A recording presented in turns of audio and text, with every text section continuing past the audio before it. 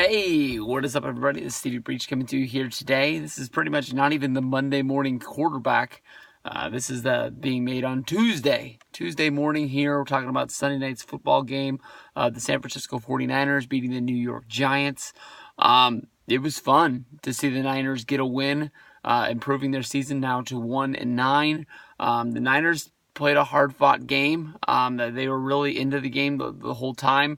It sucks that the team that they finally went out and beat was the New York Giants, which I talked about in my preview video, is going through just about as much growing pains right now as we are. I mean, there's reports coming out now that basically the New York Giants they're not going to fire Ben McAdoo today. But, I mean, they don't really put out there that they have some strong feelings that he's going to be the coach of the New York Giants next year. There's lots of talk over what they're going to do with Eli Manning, if they're ready to move on from him, or if, he's going to be the guy. There's lots of debate going on right now. The Giants are a team, honestly, that go through this, I don't want to say every couple of years, but they build a team that's really strong. They ride atop the NFC East for a good, 5-6 years. Then they fall apart and they got to rebuild, and it normally doesn't take long for them to build it up. But when the Giants are bad, the fans turn on them, and that's not good. But honestly, in this video, talking about the San Francisco 49ers, CJ Beathard went out there and he had a really good game. I honestly thought the Bedford era was going to come to an end. Late in the fourth quarter, I believe with like 3 minutes left, he dove into the end zone for a touchdown.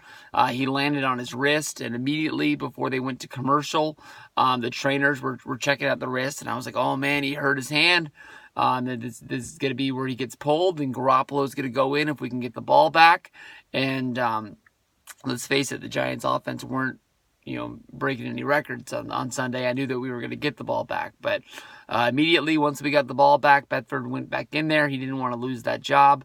But now we start the debate. We're coming up on an off week for the 49ers. Who's going to be getting the ball when we come back from the break? Is it going to be Bedford? Is it going to be Garoppolo? We gave up that pick. Garoppolo's a free agent at the end of the year.